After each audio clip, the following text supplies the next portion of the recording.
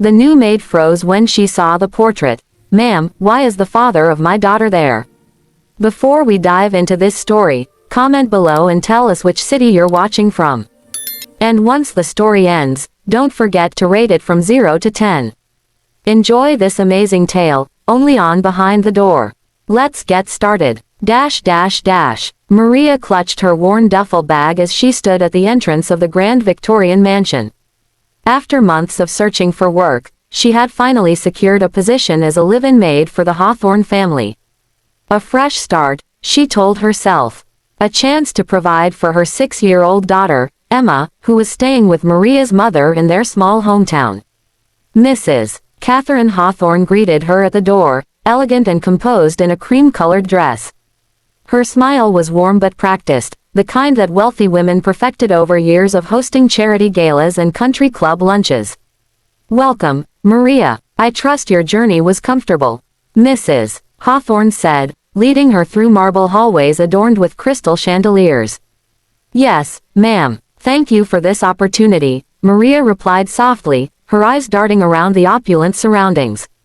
The first few days passed in a blur of duties.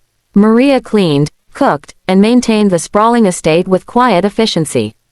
The Hawthornes seemed like a perfect family. Mr. Jonathan Hawthorne was a successful businessman, often away on trips. Their teenage son, Marcus, was polite but distant, buried in his studies. And Mrs. Hawthorne, though demanding, treated Maria with distant kindness. On the 4th day, while dusting the grand staircase, Maria's world shattered. Her cloth froze midair as her eyes locked onto a large portrait hanging on the wall. It depicted the Hawthorne family in formal attire, posed elegantly in their garden. But Maria wasn't looking at the family composition or the artistic brushstrokes. She was staring at Mr. Jonathan Hawthorne's face. The room began to spin. Her heart hammered against her ribcage. The duster slipped from her trembling fingers and fell to the marble floor with a soft thud. No, this can't be real. 7 years ago, Maria had been a waitress at a seaside resort. That summer, she had met a charming businessman named James who was staying there for a conference. He was attentive, romantic, and promised her the world. They spent 3 beautiful weeks together. He told her he was single, that he traveled for work, and that he would return for her. He never did. 2 months later, Maria discovered she was pregnant. She tried every number he had given her. All disconnected. The hotel had no forwarding address. It was as if James had never existed.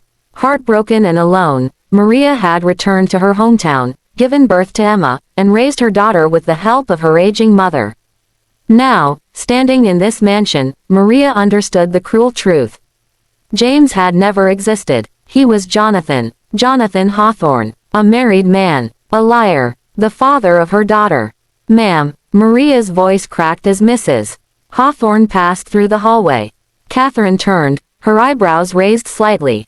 "Yes, Maria. Is something wrong?" Maria pointed at the portrait with a shaking hand, her voice barely above a whisper. "This man, your husband, where is he?" Catherine's expression shifted to one of mild concern. "Jonathan is away on business in Chicago. He returns tomorrow evening. Why do you ask? Are you feeling unwell? You've gone quite pale." Maria's mind raced. Should she speak? Should she remain silent? What would happen to Emma if she lost this job? But how could she serve in this house, clean his clothes, prepare his meals, knowing what he had done? The portrait reminded me of someone, Maria stammered. "Forgive me, ma'am. I need some air." She rushed outside to the garden, gasping for breath. Tears streamed down her face as years of suppressed pain erupted. All those nights wondering why Emma's father had abandoned them. All those times Emma asked about her daddy. The financial struggles, the shame, the loneliness. It all had been because of a lie. That evening, Maria barely slept. She clutched her phone, staring at photos of Emma. Her daughter had Jonathan's eyes. The same shade of blue-gray. The same slightly upturned nose. How had she never made the connection? But then again, why would she? James, the man she knew, had claimed to be from Boston, not this affluent suburb. The next day dragged on endlessly. Maria mechanically went through her duties, her stomach in knots. Every sound made her jump. Every car on the driveway made her heart race. What would she say when she saw him? What would he say? At 7 in the evening, she heard the front door open. "Catherine, I'm home." Jonathan's voice boomed through the house. Maria was in the kitchen, preparing dinner. Her hands trembled so violently she had to set down the knife. Footsteps approached. She turned slowly. Jonathan Hawthorne walked into the kitchen, loosening his tie. He glanced at Maria with the casual indifference of a man acknowledging hired help. "And you must be the new maid," Catherine mentioned. He began, then stopped. The color drained from his face. His briefcase slipped from his hand and hit the floor with a heavy thud. For a moment, neither of them moved. The air between them crackled with recognition and terror. "Maria," he whispered, his voice strangled. "So you do remember," Maria said quietly, her voice surprisingly steady despite the tears pooling in her eyes. I can explain. Can you explain why you lied about everything? Why you abandoned me? Why you never told me you had a wife and son?" Her voice rose with each question. Jonathan glanced nervously toward the hallway, then back at Maria. "Please, keep your voice down. We need to talk. Privately. We needed to talk 7 years ago, Jonathan. Or should I call you James? That was the name you gave me, wasn't it?" Before Jonathan could respond, Catherine appeared in the doorway. "Jonathan, is everything all right?" I heard raised voices. The silence that followed was suffocating. Maria stood frozen, waiting for Jonathan to speak. Would he confess? Would he lie again? Jonathan cleared his throat, his composure rapidly returning. "Everything's fine, darling. Maria and I were just discussing the menu for tomorrow's dinner party. I'm afraid I startled her with some last-minute dietary requests." Catherine smiled, oblivious. "Oh, Jonathan, you and your sudden changes. Maria, I apologize for any confusion. Just do your best." She left the kitchen, her heels clicking against the marble floor.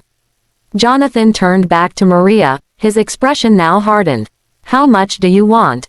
he said coldly. Maria's jaw dropped. "Excuse me, to keep quiet, to leave. How much?" The audacity of his words ignited a fire in Maria's chest. "I don't want your money. I want you to meet your daughter. I want you to take responsibility. I want Emma to know her father." Jonathan's eyes narrowed. "That's impossible. You have no proof. It was 7 years ago. You could be making this up." Maria pulled out her phone and showed him a photo of Emma.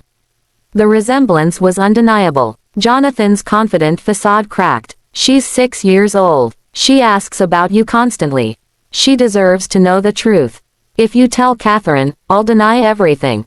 I'll destroy you. I have lawyers, resources. You're a maid with no evidence beyond a child who happens to look like me." Maria felt the weight of his threat. But she also felt something else.